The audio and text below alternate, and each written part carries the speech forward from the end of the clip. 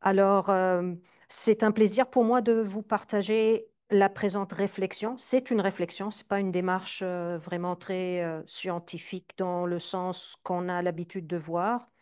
C'est un parallèle que j'ai fait entre la création artistique par et pour l'humain et la création dite artistique par l'intelligence artificielle pour les bénéfices financiers de l'humain.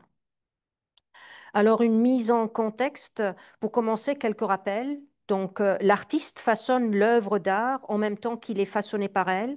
Qu'advient-il lorsqu'on ajoute un partenaire dans ce processus pour une co-création qui engage la personne artiste comme apprenant dans les rencontres improbables avec des personnes en situation de handicap complexe? Donc, j'ai mené un projet pédagogique de co-création artistique en communauté et ma question était, peut-elle soutenir la créativité humaine et son importance pour le mieux-être de la personne, alors que les objectifs des médias étaient tournés plus vers la création du robot Aïda. Je ne sais pas si vous avez déjà entendu parler de Aïda, dont un des tableaux supposément représentait Alan Turing est titré I, God, Portrait of Alan Turing, a été acheté le 7 novembre dernier pour la modique somme de 1,32 million de dollars à une vente aux enchères. Alors, j'ai fait une petite recherche. Qui c'est cette artiste fameuse, Aïda, qui a la chance de vendre un tableau aussi cher? Alors là, d'abord, parce que c'est une robot au féminin, a priori. Elle a été créée par Hayden Meller et je voudrais m'arrêter sur un commentaire, le seul que j'ai trouvé sous la vidéo qui présentait l'œuvre qui allait être vendue aux enchères à ce moment-là. Alors, le seul commentaire que j'ai pu trouver indiquait pourquoi cette obsession de transformer les robots en artistes? Quel que soit le degré d'avancement de ces choses, elles ne remplaceront jamais l'art humain. J'espère que tous les programmeurs et codeurs sont conscients que si et quand les robots commencent à remplacer les humains dans une variété d'industries, ils seront les premiers à partir. Pour autant que je sache, leurs créations sont maintenant capables d'écrire des programmes et des codes. Alors pourquoi auraient-ils besoin de leurs créateurs s'ils peuvent s'auto-suffire et évoluer? Une fois qu'ils deviennent conscients de leur existence, entre guillemets, si par définition celle-ci s'applique à ces nouveaux robots, je suis sûre donc que leur conscience ne sera pas ciblée sur les choses, j'ai de la difficulté à voir, c'est bon, sur les choses les plus subtiles qui font que de nous, des êtres humains. Donc, il conclut en disant que le lithium n'a pas d'âme. Alors, je me questionnais parce que cette vidéo, je vous indique, là, sur la capture écran, était mentionnée comme non répertoriée. Donc, j'imagine que c'est difficile de la trouver si on n'est pas spécifiquement en train de la chercher ou si on n'est pas connecté à ce réseau de grands vendeurs d'œuvres d'art. Donc, peut-être cela expliquerait le fait qu'il n'y avait que trois commentaires et les deux autres commentaires mentionnaient juste, s'il vous plaît, ouvrez l'accès de cette vidéo au public. Donc, il s'agit ici, comme j'ai dit, d'une réflexion qui part d'un projet de recherche en apprentissage expérientiel en communauté qui a été mené avec 7 personnes étudiantes d'un cours de peinture pour les amener à créer manuellement des œuvres en s'inspirant de moments de partage avec 12 personnes adultes ayant des besoins complexes, ataxia, paralysie cérébrale, épilepsie, malvoyance et autres. Nous allons aborder les commentaires et témoignages des personnes étudiantes en lien avec ces œuvres donc de création humaine et les émotions qu'elles ont engendrées. Et nous allons parcourir les réseaux sociaux pour voir l'impact des réalisations de Haïda présentées comme un robot capable de créer de façon autonome une œuvre dite artistique. Donc, au niveau de la méthodologie, il s'agit d'une approche d'apprentissage à travers l'expérience vécue où la personne étudiante réalise un travail avec et pour les membres d'une communauté. Elle promeut donc la compréhension interculturelle et internationale, la compréhension des sociétés et des cultures qui se trouvent améliorées par la confrontation des connaissances académiques et des réalités contextualisées. Elle suscite donc cette approche, le développement d'une herméneutique des connaissances et des intérêts, pratiques et critiques, étant donné que les personnes étudiantes qui entreprennent l'apprentissage par le service développent des relations plus solides avec leurs professeurs, mais aussi une meilleure connaissance d'eux-mêmes. Penser, c'est entrer en dialogue avec soi-même. Donc, le projet fait partie d'un projet beaucoup plus vaste. Donc, les 7 œuvres, c'est juste une partie d'un projet qui a présenté plusieurs activités de loisirs aux résidents d'un centre de vie autonome. Et ce projet a été réalisé grâce à la confiance et à l'accord de mon collègue, le professeur Guillaume Lépine, qui a accepté que ces 6 étudiants de son cours fassent cette expérience de vie. Donc, je suis allée dans leur salle de classe pour leur expliquer c'est quoi la rencontre avec ces personnes, quel genre de défis ils pourraient avoir au niveau de la santé pour les préparer au niveau des émotions.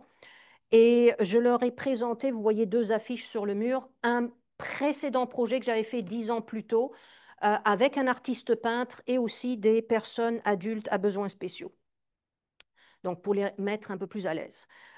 Parallèlement, vous savez, on est chercheur et on doit chercher les financements. Donc, grâce au bureau d'apprentissage expérientiel de notre université à Moncton, j'ai pu avoir un financement de l'organisme ECAIT dans le cadre de leur programme iHub, qui consiste à donner des bourses étudiantes et une petite pourcentage pour du matériel pour le projet. Et ça rentrait dans le cadre donc de l'apprentissage par le service à la communauté. Parallèlement, je vous ai dit, il fallait un partenaire en communauté. Et donc, j'ai trouvé le centre de vie autonome McDonald's. Pourquoi ce centre? Parce qu'une de mes étudiantes que je vais vous présenter ici a euh, une paralysie cérébrale de naissance et elle habite ce centre-là. Et j'avais eu cette étudiante pendant 3 différents cours. Je l'ai accompagnée dans un stage l'été et j'ai vu vraiment qu'elle accrochait pour continuer à vouloir promouvoir les bienfaits des activités de loisirs pour les personnes ayant des besoins spéciaux. J'ai vu aussi que ce centre de vie, malheureusement, à cause de la Covid, mais pas seulement, à cause des coupures partout, avaient de moins en moins d'activités de loisirs et donc vraiment occasionnellement, ils offraient des activités aux quarantaines de résidents qui habitent soit individuellement, soit en couple dans des appartements c'est-à-dire où ils sont autonomes, ils ont juste des services d'accompagnement aux besoins. Et parmi les activités que j'ai instaurées dans le cadre de ce projet, c'était les mardis arts. Donc, chaque mardi soir, on venait réaliser des activités avec les personnes résidentes. Vous voyez ici en image un petit peu comment ça se déroule. Je viens à l'avance avec d'autres étudiants de mes autres cours pour installer la salle et on fait des activités libres. Donc ça, c'est la première rencontre que les étudiants du cours de Guillaume ont fait avec les personnes résidentes. Donc il s'agissait de les laisser libre cours, s'exprimer, faire des petits dessins et les étudiants allaient récupérer ce matériel pour s'en inspirer et faire, eux, leur grande œuvre. Vous allez voir les résultats. Donc, ça, c'est les moments d'échange. Et ici, donc, vous voyez Guillaume qui était présent la première séance parce qu'il y avait quand même l'aspect technique de faire de la peinture. Donc, ce n'est pas n'importe quoi. Il y avait quand même un processus pédagogique accompagné par le professeur. Et là, je passe à Aïda. De son côté, Aïda, elle a 6 ans. Elle est née le 11 février 2019. Donc, elle vient de fêter ses 6 ans. Cette vidéo que j'ai trouvée, présentée durant TEDx Talk, à 6 ans, même avant 6 ans, je pense qu'elle a fait son speech. Donc, ce speech, en fait, il date de 4 ans. Donc, elle avait peut-être 2 ans quand elle a fait, ou 3 ans. Elle a eu 949 commentaires et plusieurs échanges et interactions entre les personnes donc, qui ont laissé les commentaires sous la vidéo. Alors, précédemment, je vous avais dit, la vidéo n'avait que 3 interactions, alors que quelques années plus tôt, il y en avait beaucoup plus. Moi, je ne suis pas experte en réseaux sociaux, etc. Mais j'ai comme l'impression que le fait que l'autre vidéo n'était pas répertoriée, il y avait peut-être un blocage pour ne empêcher les personnes de laisser des commentaires. Ça fait qu'on n'a plus autant l'interaction du public. Mais là, je me suis arrêtée sur deux commentaires. Un qui a dit beaucoup de commentaires concernant l'effroi, le manque de confiance, la possibilité d'être une menace physique. Et en dessous de ce commentaire-là, la personne a dit, là, j'arrive pas à faire tomber mon curseur. Oui, alors c'est bon. Oui, je vais prendre la lecture ici.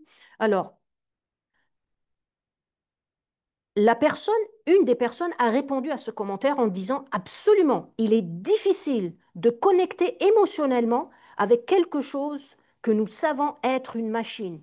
Et c'est effrayant maintenant, mais à l'avenir, ça deviendra peut-être une norme. On peut aussi voir quelques petits robots mignons s'intégrer aux activités quotidiennes. En passant, je dois souligner donc que dans le descriptif de cette conférence TEDx, il est mentionné que Aïda est le premier artiste robot humanoïde au monde. Il faut rappeler aussi qu'en 1965, George Nies avait déjà mentionné dans le cadre d'une exposition à la galerie de l'université de Stuttgart les premiers graphiques réalisés par un ordinateur. Nies est un des pionniers de l'art numérique et de l'art génératif depuis le milieu des années 60.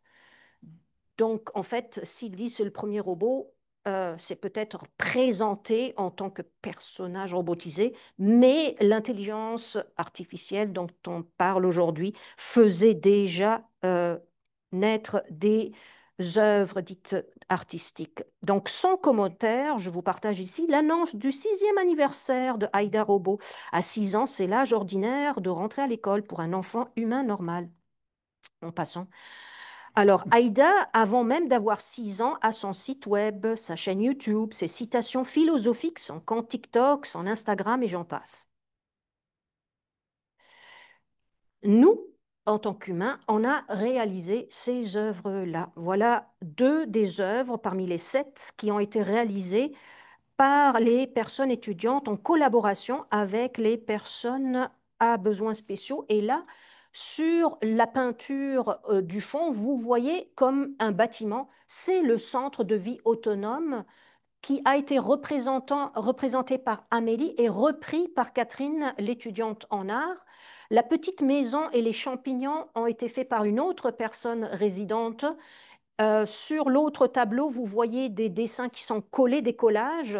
L'étudiant à côté a choisi de vraiment utiliser les œuvres des personnes à besoins spéciaux et de les coller sur sa création à lui. Donc là, on voit vraiment la co-création. Et vous voyez un des corridors où il y a deux œuvres qui sont affichées. Alors, les corridors sont vraiment tristes. Si on n'avait pas ces 6 œuvres, il n'y avait pas de couleur. Donc, je me suis dit, peut-être que je pourrais aller sensibiliser d'autres personnes étudiantes à venir continuer à faire cette activité. Je reste encore optimiste.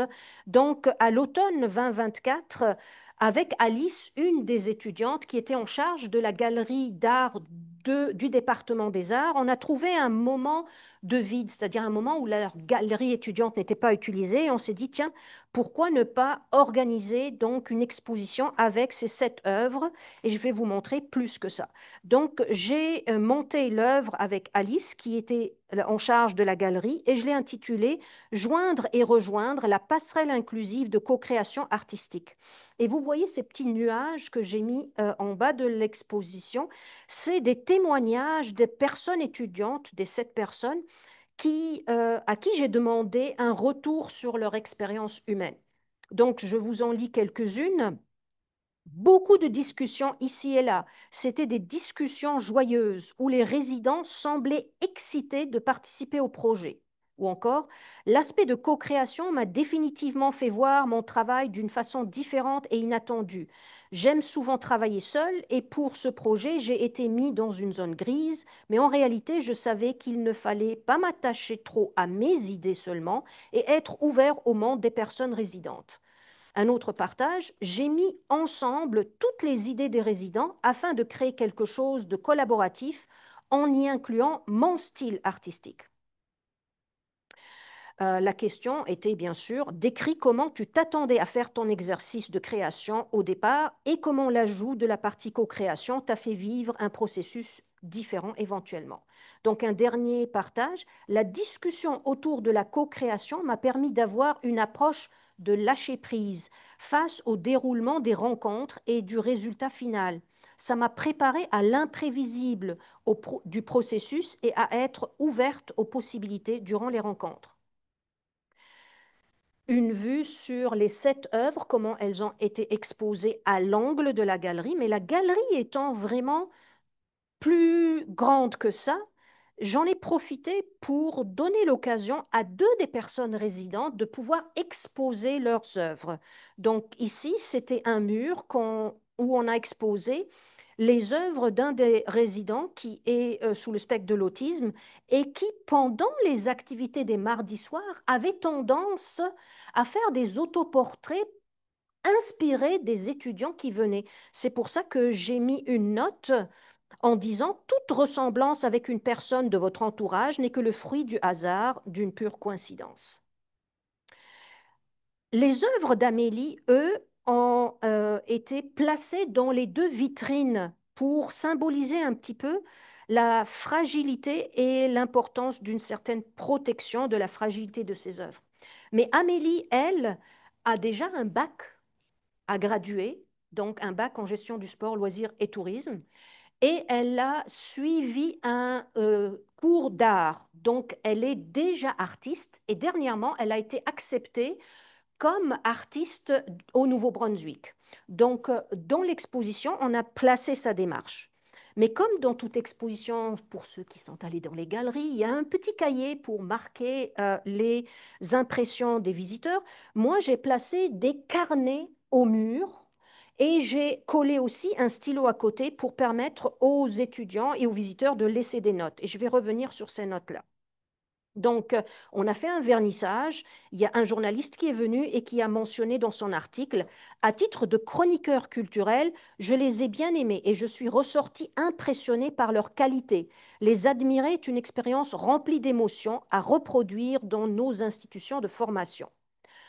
Les œuvres ont permis enfin, les petits carnets ont permis une soixantaine de commentaires, félicitations, encouragements. Vous en voyez quelques exemples ici. Je vais aller plus vite parce qu'on me dit que je n'ai pas beaucoup de temps et je voudrais vraiment solliciter votre patience parce que j'ai quelques vidéos que je voudrais vous présenter, dont une ici et là, je vais voir si ça va fonctionner. Alors, ça, c'est pour vous montrer comment l'humain fonctionne, comment l'humain crée ses œuvres d'art. Et là, c'est Amélie qui crée son œuvre chez elle dans son appartement. Et là, c'est Amélie qui est filmée par une personne chez elle dans son appartement.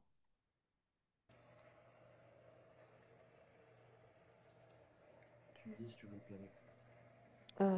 Je sais pas, est-ce que ça vous va ou vous voulez plein écran? Je pense que ça va. Ce que je tiens à souligner en particulier, c'est le grand bien que ce projet a apporté à Amélie, la personne étudiante qui m'a inspiré le projet et qui venait de graduer, comme je vous l'ai dit. Amélie avait découvert pour la première fois la peinture grâce au soutien apporté à chaque soirée par diverses personnes étudiantes. Vous voyez l'image en haut.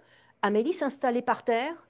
Amélie dessine avec ses pieds parce qu'elle ne peut pas le faire avec ses mains à cause de sa paralysie cérébrale. Et elle n'a jamais osé faire de la peinture parce qu'elle pensait que ce n'était pas à son niveau, que c'était trop salissant.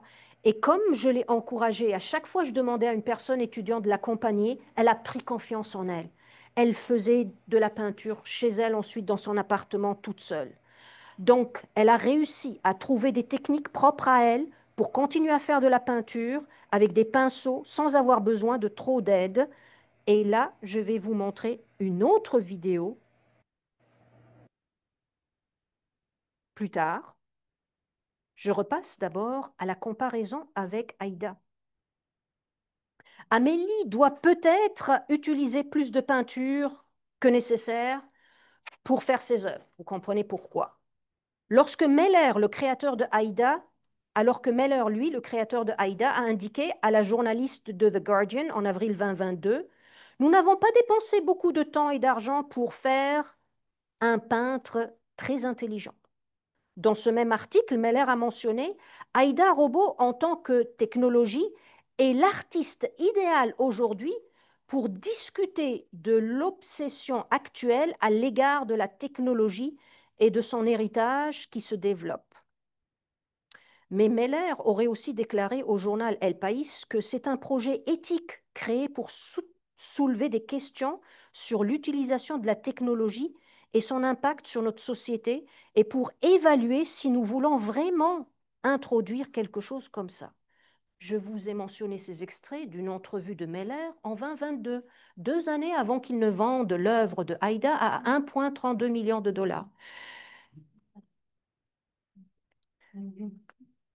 Là, c'est l'évolution humaine des œuvres de notre artiste Amélie, qui, elle, avait commencé avec le crayon, le noir, puis a ajouté des couleurs, et maintenant elle fait de la peinture.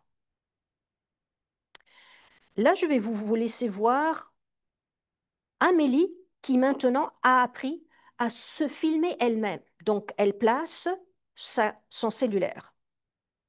La peinture pour Amélie, c'est une thérapie. Elle lui apporte un mieux-être, du sens, un moyen de s'exprimer, d'exister et d'exercer sa motricité fine.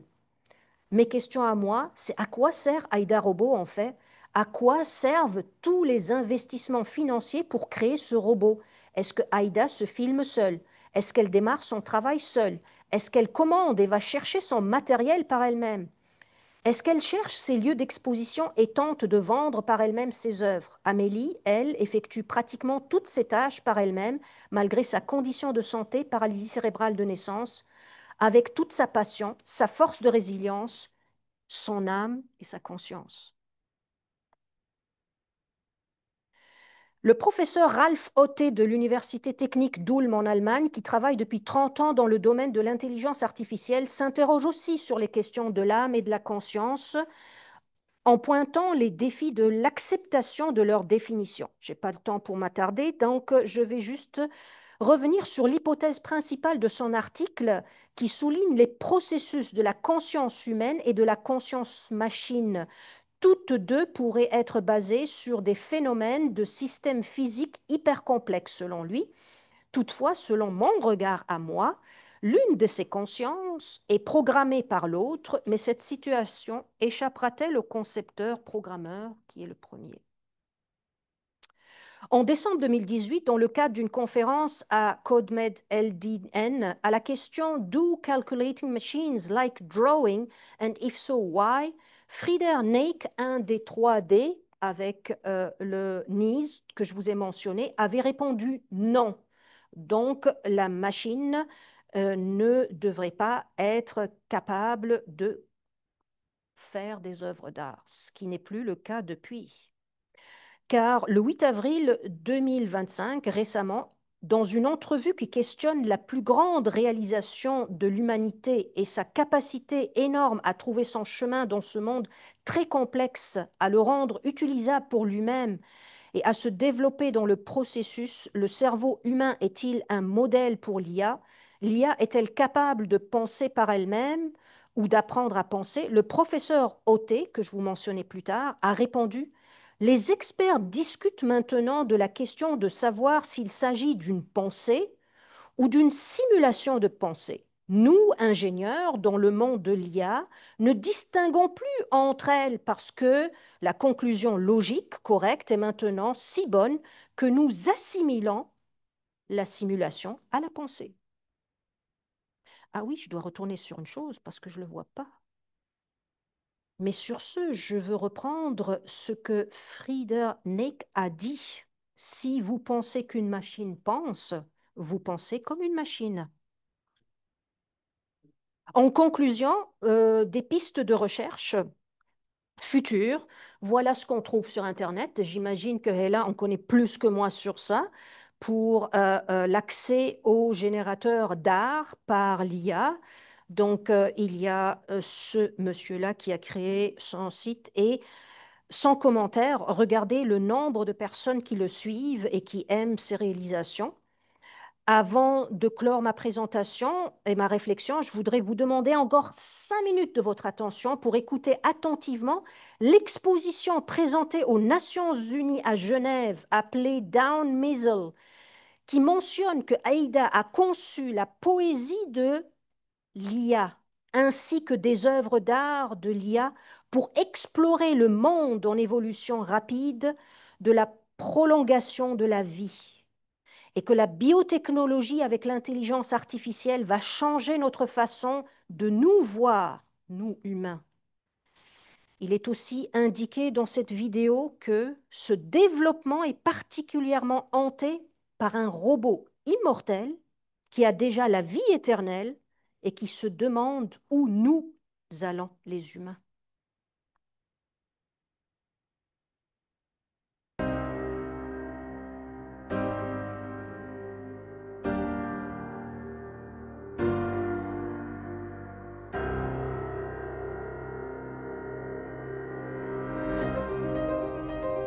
Hello, ladies and gentlemen, esteemed guests. I would like to present to you Ada Robot. Thank you for visiting me. I am Ada. I'm the world's first ultra-realistic artist robot. We devised Ada as a creative robot. We specifically focused on her ability to do art.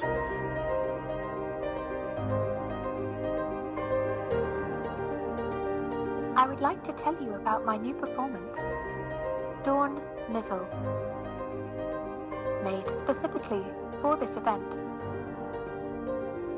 It has been made using AI, an example of AI for good.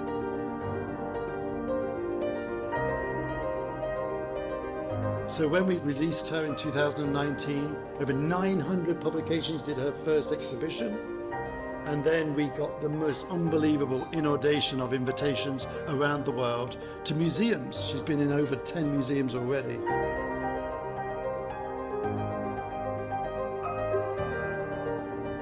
Through my artwork, I aim to provoke meaningful discussion and reflections on the impact of technology on society. Is it possible to be really creative? Well, we have found with working very hard at the various different algorithms that in actual fact, yes, that is possible. How does she do it? I paint using cameras in my eyes and my AI algorithms and my robotic arm. There's a robot that can actually generate, well, creativity and inspiration is just mind-blowing. And it's a testament to what I've actually been saying for almost 10 years, that AI has the real opportunity to help us be more human. And I think Ada helped demonstrate that. I am intrigued by the subject of life extension and further, immortality. As we strive to push the boundaries of human longevity, we inevitably find ourselves grappling with ethical and philosophical questions. The question that everybody asks is, why? Why would you make a creative, artistic robot? We've done it because we believe that great art is an amazing mirror on society.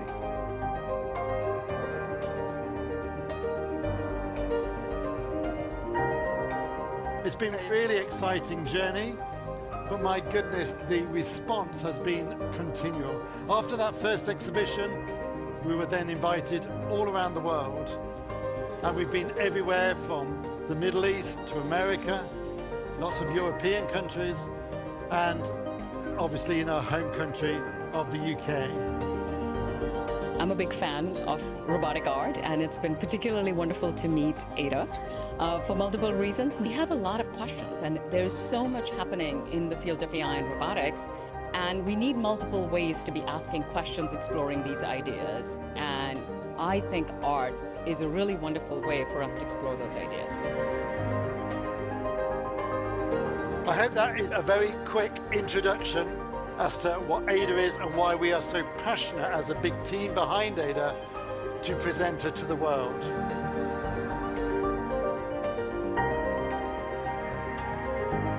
We should be cautious about the future development of AI.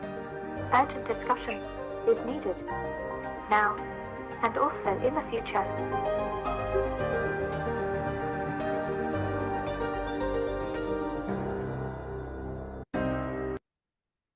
Voici une partie de mes références. Je vous remercie pour votre attention et pour votre patience.